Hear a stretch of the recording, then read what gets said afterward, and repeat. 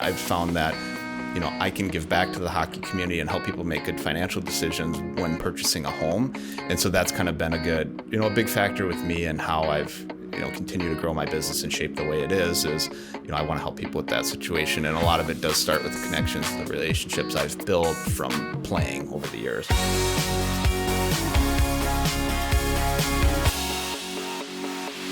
Hey everybody, I'm here today with Matt Van Voorhis from the Remax Results Shoreview office. Matt's been licensed in real estate for the past 3 years, coming up on his 3-year anniversary. In that time, he's had a lot of interesting things develop throughout a short career, but there's a lot of things that we can talk about.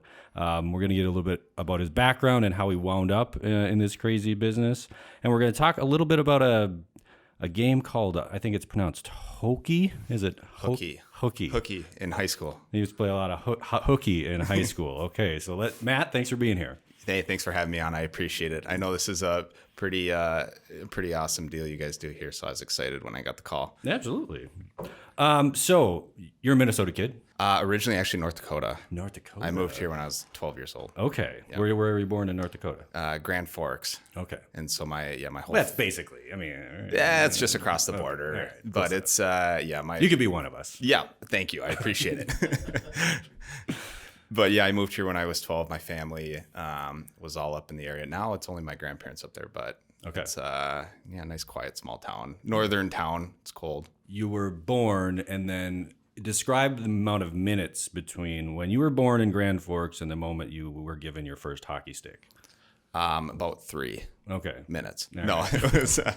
I was about 3 years old when I started skating, and then from there it was all day, every day, all over the world, things like that. So it was pretty cool. Siblings? Yep, I have an older sister. She's a year and a half older than me. She's a nurse over at Regions in St. Paul, and then my younger brother is actually 10 years younger than me, and he's still playing hockey. He just graduated from high school about 3 years ago now, and so he's finding his way in the world, figuring out what he wants to do. Cool. So is hockey running your blood? Your dad play? Is it or is it just something that you picked up? Did your sister play? Yeah, so my dad played up through high school, and he actually coached, when he was in Grand Forks, he coached youth hockey for 25, 30 years. And then, obviously I got into it because of him, and then my little brother got into it because of me. My sister was actually a dancer. She tried skating a little bit. We got her equipment, and it was just too gross to put on every time, so she got into dancing. So okay, all right. Did your dad coach you? He did for a lot of it. From the young ages, probably till I was about 10 or 11. Then he kind of passed the torch to the other parents or coaches in the area to take over, because he was doing some high school hockey and coaching at the Bantam A level and things like that. So what was it like having your? Because I coached my son in sports, and my father coached me, and I can think back. I'm like, sometimes I feel like he was a little harder on me. Yeah. He was great. My dad's a super positive guy, and there's times he'd get frustrated, but it was usually warranted. I think the on ice expectation was, just to go out, have fun, and play hard. I think more where he was hard on me was the off ice things, showing up on time, making sure I was ready, making sure I had my equipment, more the discipline part of it. I think that's where he was the hardest, which I understand. It's frustrating when your kid shows up without a skate and you got to run home and get it for him. Yeah, I don't.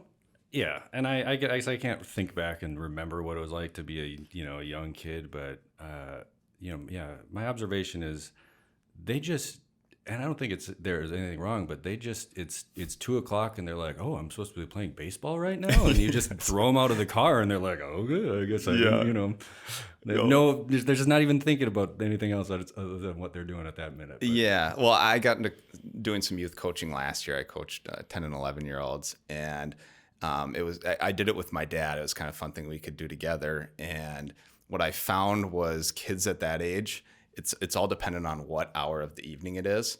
So if it's later, kids get really antsy and the focus is not there just because they've had all day after school, they're tired, whatever. If it was usually like right after school, they were still focused because they didn't have that time to kind of wind down and take their focus off of something. It just carried over. Interesting. And yeah. And the best was practices and games are always like first thing in the morning. They get up and they have the energy, but the focus is still there. Yeah. And so it was always interesting to see what you were going to get for practice that day. 'Cause sometimes it was great. Sometimes you just wanted to rip your hair out. That's true. Actually, we always joked that for in like coaching youth football, that the first week of school, you might as well not even practice, because like they're going to the first day, a couple of days of classes, they're seeing their friends and everything else, and by the time they get to practice as like an 8th grader, 7th grader, it's just like there's nothing left up here. It's funny, carried on even into college. I know my coach, when I was playing college hockey, when it was finals week,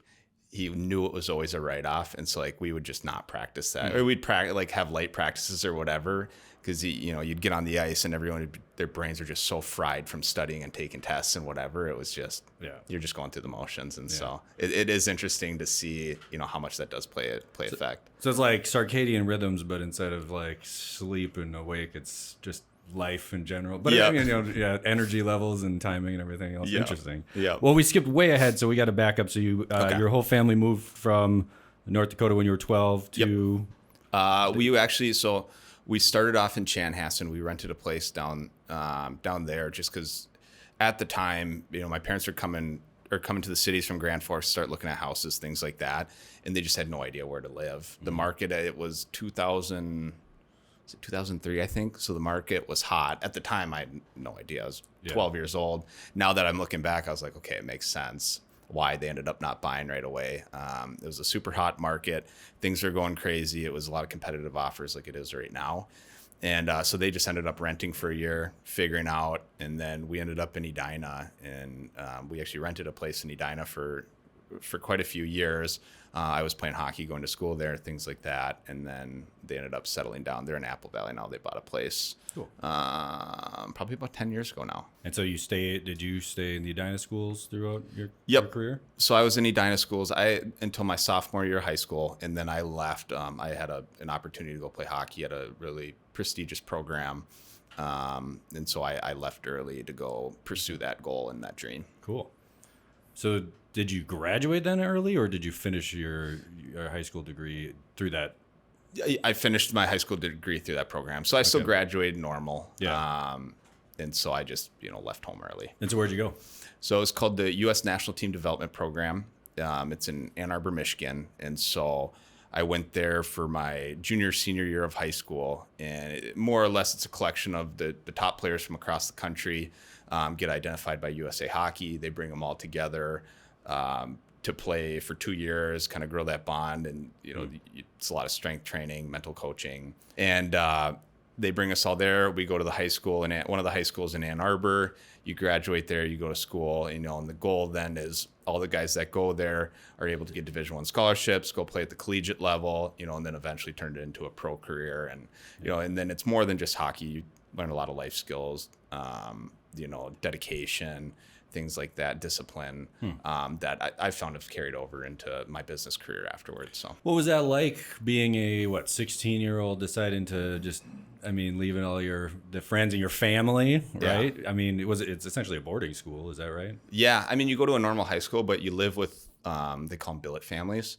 Okay. And so you move in with another family. And okay. So you're not. Yeah, so you're not just out, living in a dorm or whatever. You have a place to go that feels somewhat like home, and you those families turn into your family more or less for the time you're there. And it was a challenge though, because you're taking all the best kids, so you're competing against a lot of really, really talented individuals for the top spot, and so it pushes you really hard. And so physically it's demanding, mentally it's also demanding as well. And so it was a challenge. I remember the first probably 3 months I got pretty homesick, which I think almost every kid there did.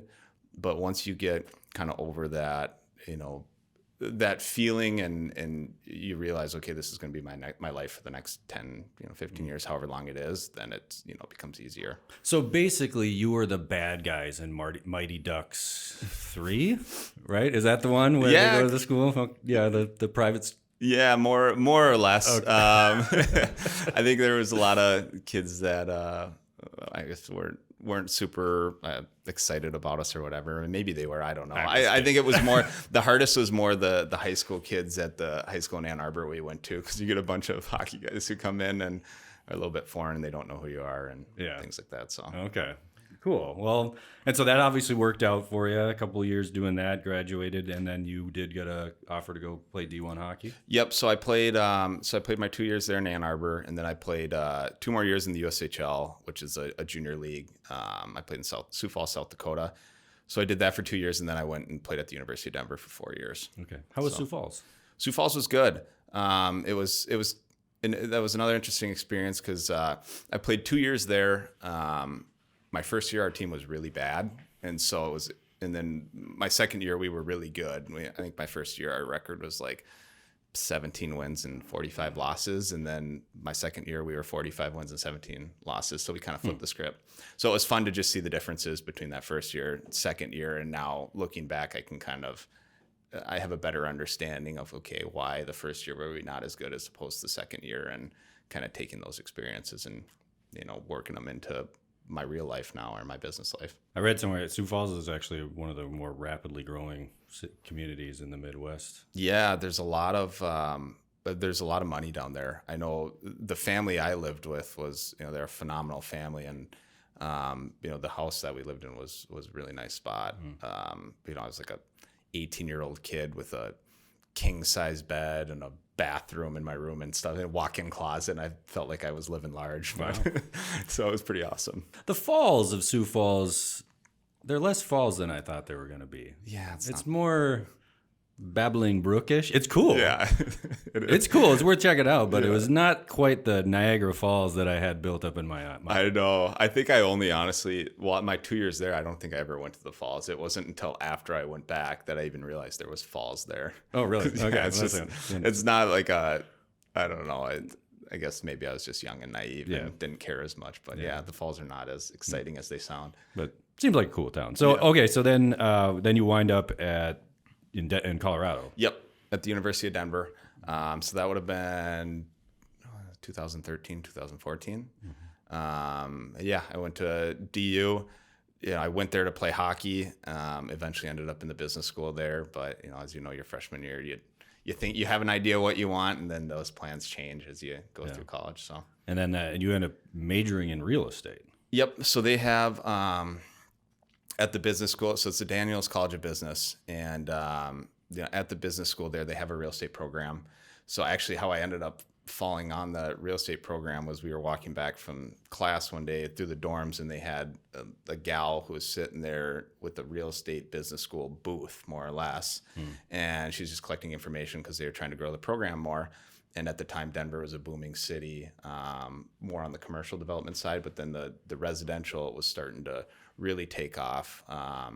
And so, we stopped and talked with her, and it was just me and a couple buddies on my team. We were just like, we're going to do real estate. And that was how we decided. And I ended up getting my degree in property development. And so the class was taking both the residential side and then the land development side and kind of combining it into one. And so a lot of the classes I would take were more or less, like a development class where you'd take it from the beginning, how you buy the land, how you develop the land, entitle it, and all the way to then selling it to a national home builder like Lennar, and then how Lennar then rolls out their homes, or they build and then roll out their homes for sale and things like that. So it was a really interesting class. I remember that particular class I described was probably my favorite one because it was very real world situation. And a lot of the teachers they had there were people who were in the industry and were just basically successful people in the industry taking what their knowledge, passing it along, so that we can kind of get a little bit of experience. And it was a phenomenal opportunity.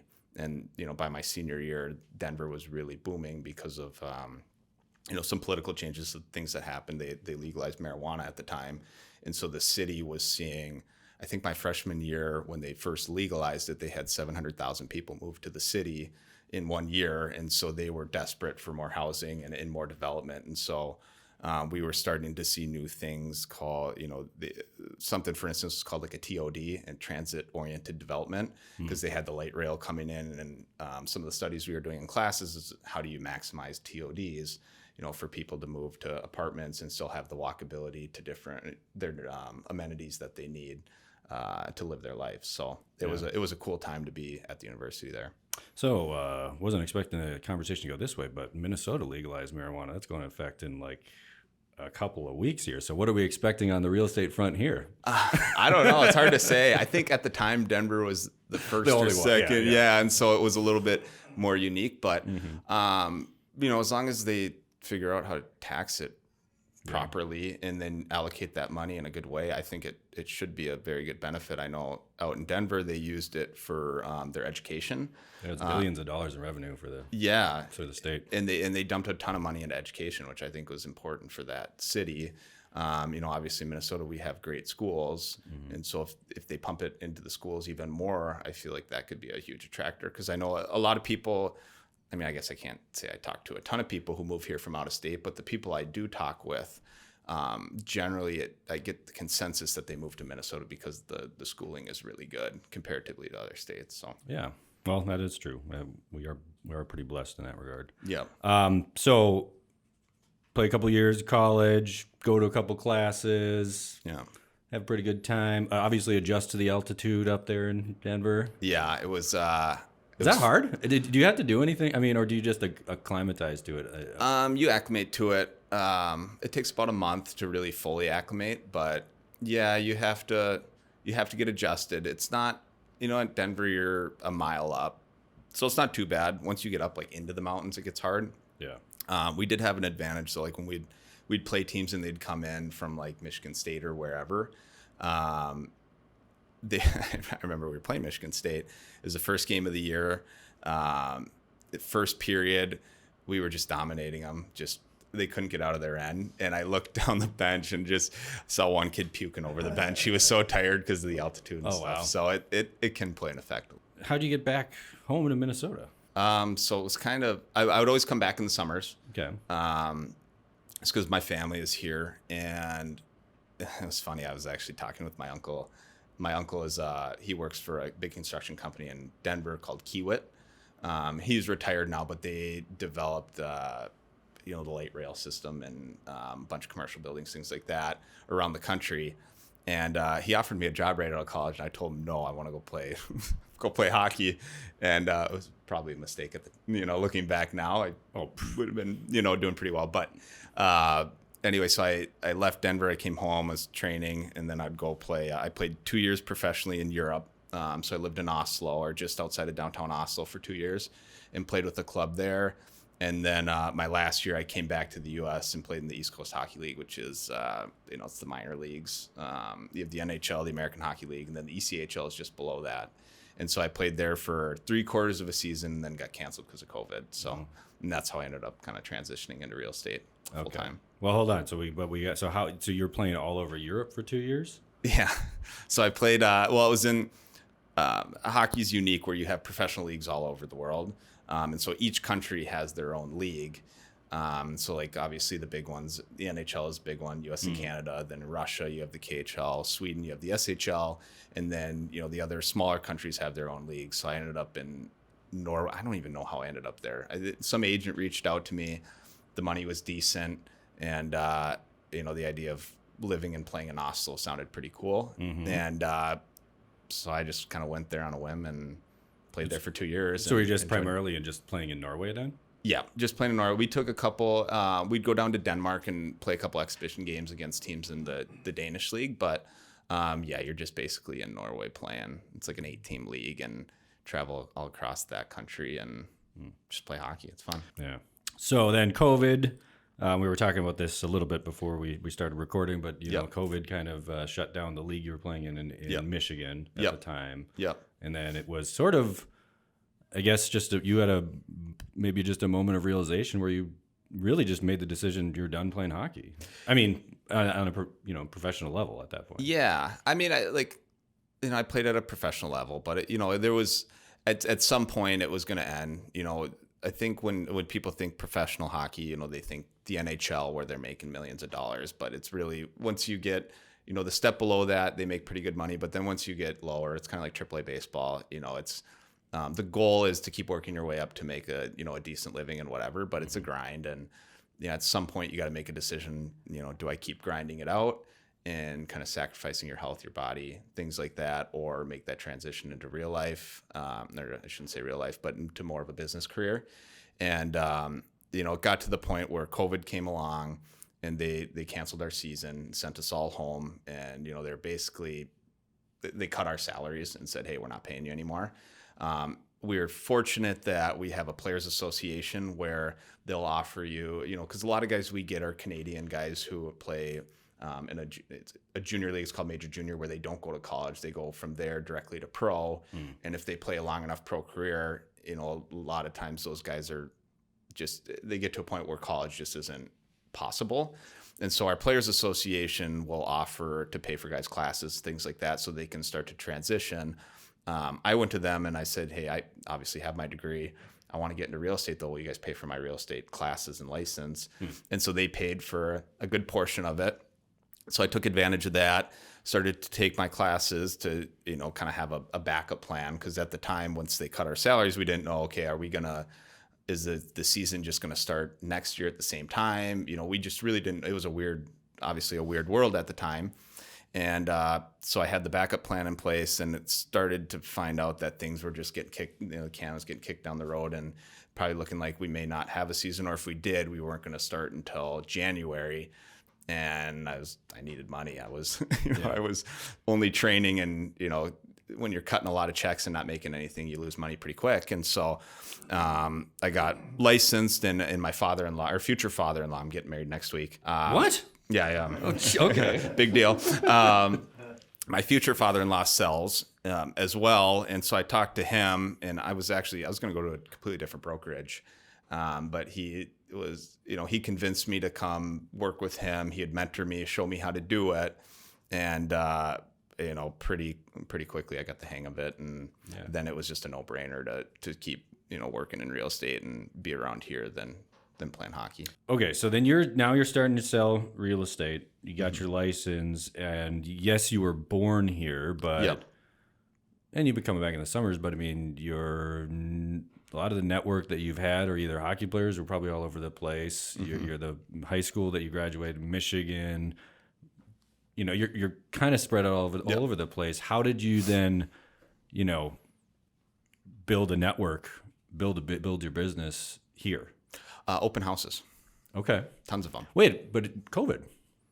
Yeah, I figured it out. All right. I would stand outside with a little table, and more or less I was a bouncer for the house, and you'd start talking with people and connecting and things like that. Okay. I think what I learned from hockey that really helped transition, or I guess transferred really well from hockey to the business world was, I was constantly going to new cities, new situations, going into new locker rooms. And so you have to learn to make connections with people really quickly.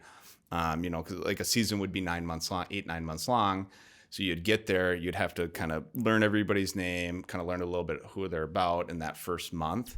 And then, to start building the trust, because obviously on the ice, it's flying, it's fast paced and you're getting hit and whatever. You got to know you can trust those guys. And so I learned to put myself in a situation where I can make connections really quickly and earn people's trust. And that translated really well to real estate, because when you're at an open house, you have one shot to make a good impression on somebody. Sure. And, if you can build a good relationship with them, have a great conversation, build that trust, they can become lifelong clients. And I built my business kind of on that philosophy. Are you still using open houses now? I still do some, not as many as I did my first year. Obviously, my first year I was doing 3 to 4 a weekend. And now, I'll do open houses on my own listings. And if there's one in an area that I serve, and it's a great house, I'll ask the agent if I can do one there. But, as you get busier, it becomes a little bit harder. Yeah. So then how has your business evolved in those last couple of years so that you're not necessarily needing to do that as a lead gen source? I've built good referral relationships. I have a pretty decent presence on social media. That helps as well. I've really I've completely shifted my entire marketing to kind of the hockey community. And I've been able to earn the trust of a lot of people within that sphere just because of, they know who I am. Okay. And, there's a little bit of trust there just because the hockey world's so small that there is everybody has some sort of connection with everybody who plays at once you get to a certain level. So I've been able to tap into that sphere really, really well. And I think that's really helped my business a ton. And everywhere I go where I see somebody, it's always, hey, I've seen your marketing, you're doing awesome. Or it's, guys who are still playing right now that are playing at a pretty high level, but their career's starting to come to an end and they're thinking about what's next. Those guys are starting to reach out to me too. Hey, how do I get in the business? What do I need to do? Where I can start. Now it's starting to get to a point where I can start providing a mentorship role for some of these guys to transition in because I have the branding. Say, hey, here's the branding. Come join me and I'll teach you how to do it the way I did it. And so when you say hockey community, I mean, you're in Minnesota, like you're obviously talking about a big sizable portion of just you're talking about people who are connected to that that sport in any capacity. Yes. Right. Yep. And so what I've found is the guys that I've played with or against a lot of guys in the college and the pro ranks and the junior ranks as well. And that trickles down then to other people. And I think it is, what I've thought about it more and things like that is, within hockey, it's a very expensive sport. Yeah. And so, I kind of understand that, financially you put a lot of time and effort into that sport. And I've found that, I can give back to the hockey community and help people make good financial decisions when purchasing a home. And so that's kind of been a big factor with me and how I've, continue to grow my business and shape the way it is, I want to help people with that situation. And a lot of it does start with the connections, the relationships I've built from playing over the years. Yeah. So, yeah, and I mean, I've seen you, on your social media, you kind of make memes taking like, I don't know, either hockey images or concepts, but just sort of like translating it in a way that is relative to, what you do. Yeah. Right? And now that I'm sort of understanding more what you're doing, it was what you're just speaking to a community. The same way like someone else who might be a former golf pro would like do the same thing with golf, right? Yep. Just like, it's your target audience is anyone who's interested in hockey. Minnesota has that connection, right? Yeah. At least on social media. Anyway. Yeah, exactly. And what I've found too is, a lot of this, all of this business is how you relate with people and building connections. Yeah. And, I would be stupid not to, build connections with something that I already have in common with people to grow my business. I think you have to. You have to do that. Yeah, whatever it is, if you're a music person, you're a car person, you're into whatever the case may be, like you just got to really dig into that. And it took me a little bit to kind of really figure that out and I think every agent goes through this when they start is I want to work with anybody and everybody and whatever. And it's like, okay, but what's your brand? Yeah, what's your brand? You need to niche down and really, that was a hard concept to understand until you just kind of you get the experience and it just kind of works into that. Yeah. And then, you have to take a little bit of I don't want to call it a risk, but you have to put yourself out there a little bit to really market towards those people. Yeah. You might rub some people the wrong way, but that's life, that's business. You can't please everybody. Right. Did that feel like when that moment of realization when you're just going to be like the Hockey Realtor or yep. like what is that? What is your the Hockey Realtor? The Hockey Realtor. Yeah. Was there a moment where you felt like I don't want to be, limiting myself to this, or I don't want to, I don't know, what I'm saying? Yeah. Like, dumbing it. I don't know if I don't mean to say that way, but was there a moment where you felt like, is this the right move to sort of just brand myself? Oh yeah. Okay. There was like a month-long period because I remember when I finally decided to do it. I work with my fiance's twin sister. Her and I do a lot of work together with my social media. She has her own social media marketing company. And so her and I work really, really close and, through a lot of collaboration and talking and things like that about doing that. She was obviously pushing me because she worked for an ad agency that worked with Walmart actually in hockey arenas. And, her whole thing was I need to niche to something very specific. Yeah. And so making that jump and, I hired somebody to make a logo and the whole branding and everything like that. And for that first month after I did it, it was just like, what the heck did I just do? Like, am I making a good decision? Am I going to be offending people? Am I going to, whatever. But there's probably people who talk behind your back. That's life. People do that. Yeah. But it's been for the most part very positive feedback, and I've been, now I love it. You kind of own it. You just own it, and you do everything you can to brand it, market it, and there's a little bit of strategy behind kind of, I see a lot within the real estate industry, people marketing themselves personally with their own name. I strategically want to move a little bit away from that. Well, I mean, and the reality, especially with social media, is like if you're just trying to brand yourself as real estate and I'm about real estate, the only people that are going to see you and follow you are other real estate agents. You're not going to get any business out of that, right? And it's not as recognizable. Yeah, we're all about real estate. Yeah. There's nothing special about that. That's Yeah. what we're all about. It's really about saying I'm a three-dimensional person. Yeah. Real estate is my profession, but this is also what I stand for, what I'm about, something that I care about. Yeah. Not to say it's the only thing you care about, but it gives you dimension and people remember you. Yep. Right. Well, you look at like Apple, right? Like everybody knows Steve Jobs, but everyone knows Apple. Steve Jobs was a huge part of Apple and very important, but it's Apple. Yeah. I'm not saying I'm Apple. My company's nothing like that, but just as also they're a very litigious organization, so we're definitely saying you're not about Apple. Yeah, exactly. But no free ads here. Yeah. But you can kind of compare it to like that. That is, everybody knows who that is. Maybe not everybody knows Steve Jobs. I'm assuming most people probably do, but they associate more with the Apple company. As you look back now, 3 years in, is there anything that, in retrospect, you wish you would have done differently? Probably what I wish I would have been better at, and this is probably what everybody struggles with, is how do you connect with past clients and just stay top of mind? I think that's still the age-old question for everybody. Because as you get busy, it gets harder and harder to stay in front of people. So I wish I'm still developing and coming up with strategies to really maximize that, because I think a lot of the agents in the business who are extremely successful have mastered that craft. Sure. Because it's not easy. Otherwise, I don't know if I would do it another way. I like the way I've formulated my business. I like how I work.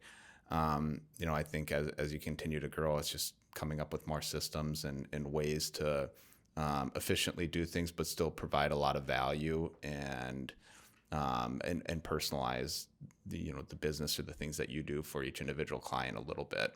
Obviously, if you personalize it too much for each person, it gets hard, because then you're spending a lot of time doing that. Yeah. But it's still important that you have to cater and personalize to each individual a little bit differently. You had left RE/MAX Results for a little while, and then you decided to come back, which is awesome. We're happy to have you back. Is there something about coming back to this brokerage that you're, in particular, whether it, some of the resources that we have here, that you're excited or looking forward to taking advantage of right now? Yeah, I think, one thing that I really loved about RE/MAX Results, and, there's tons of great brokerages out there. Yeah. Where I came from I had a great experience. There's a lot of awesome agents there as well. One thing that excited me, though, and was really hard initially when I left, was the faces and the people here are amazing.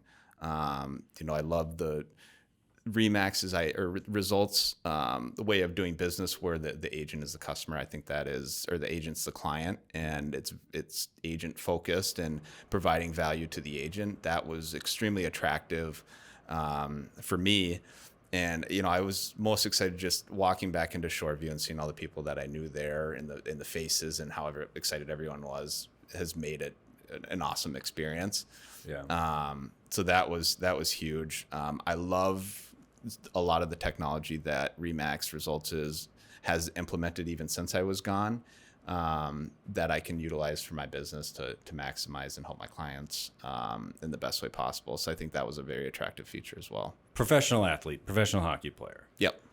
You are, yes, you're playing on a team. Yeah, it's great to win, right? Yep. But that's your job. Yep. And it's about you and your career and your playing within amongst a team. Yep. But you are that it's it's not about the trophies, right? It's about building a living, right? Trying to advance your career in that respect. Yep. very similar, right, to what you're doing now. Yep. Which is, yes, you're building your own career, but your success, the enjoyment that you have in your career, your ultimate ability to probably achieve your goals is dependent upon the team too, right? Yes. It's a symbiotic relationship, but it's just about you, right? Yep. So there's kind of a couple different things I can touch on within that. I played for a really, really phenomenal coach at the University of Denver. His name's Jim Montgomery. He's now the head coach of the Boston Bruins. And he basically, as a coach, he saw himself as the CEO of a company, and he would treat us that way. But he was a very, he wasn't a dictator, or he wasn't unapproachable. He was still able to be very approachable.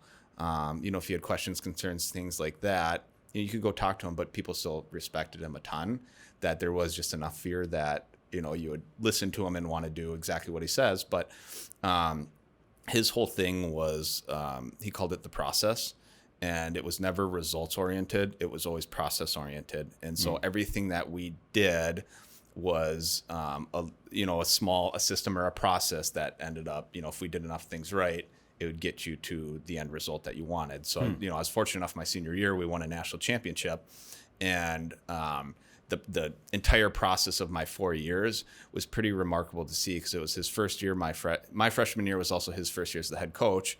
And every year we just got incrementally better. My first year we made the NCAA tournament.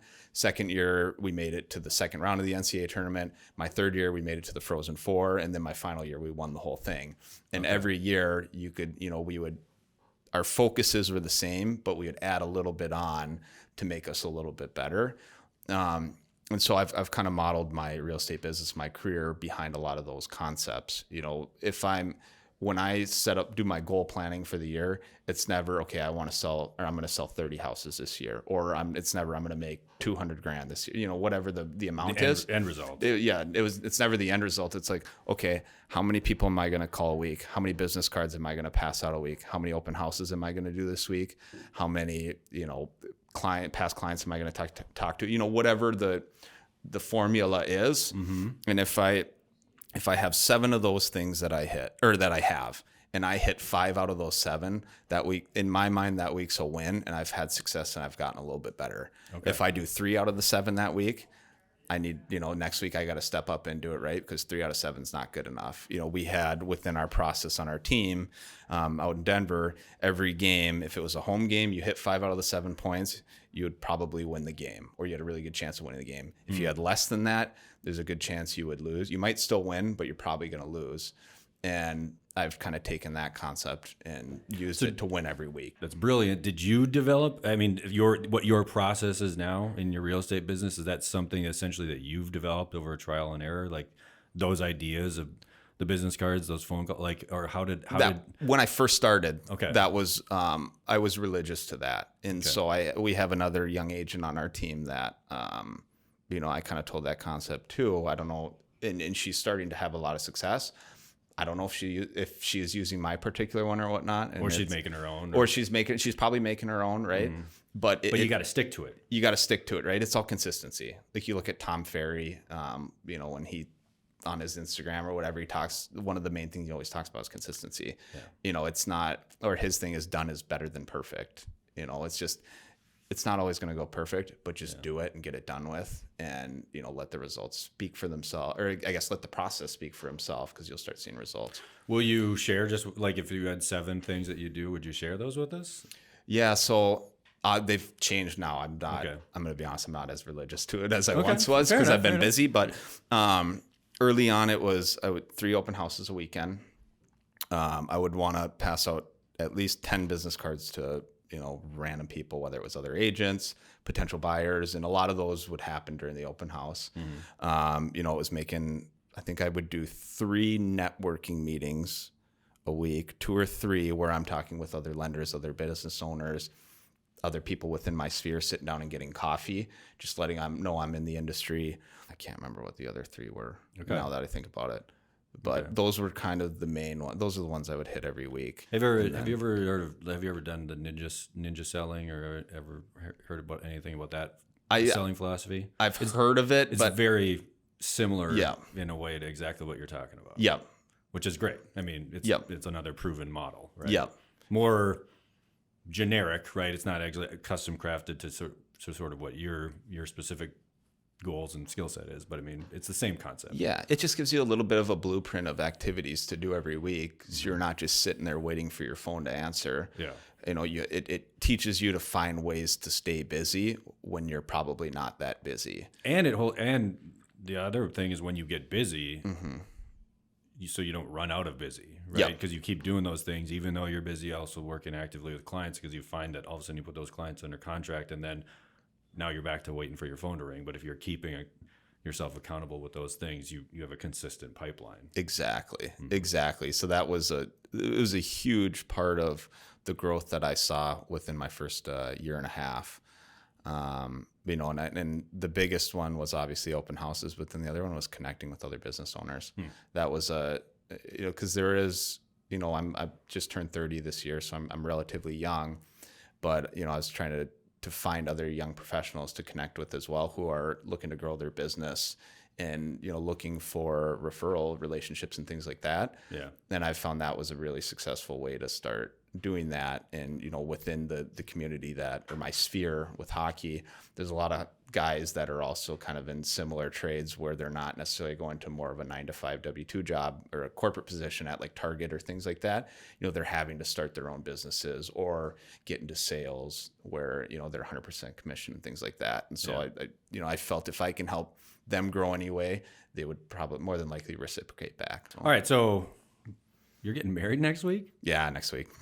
It's pretty exciting. You ready? I think so. What is your thought on the process for... Wait, okay. Before you ask the question, let me go back. I shouldn't say I think so. I am ready. I know I'm ready. I'm very confident. No, I'm sure you were saying, I'm like, you're like, have I bought all the things? Have I done all the things? So you're ready to marry her. It's more just like, are you guys, is the ceremony ready? Like, right? Yeah, that's the last minute stresses because we're getting married in Mexico. And so the stress of getting everything down there, making sure we have everything, everyone gets there, you know, that part is challenging. And then plus coupled with real estate, that's already hectic and crazy.